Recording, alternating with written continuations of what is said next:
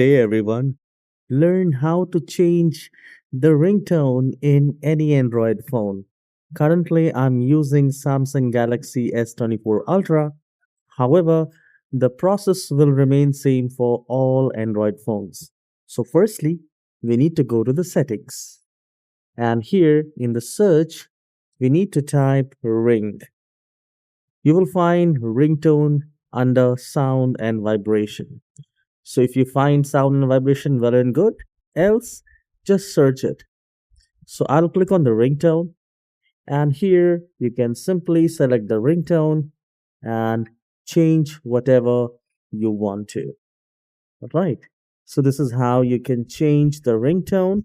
And if you find this tutorial short and helpful, please don't forget to hit the like and subscribe. I'll see you in the next video. Have a wonderful day.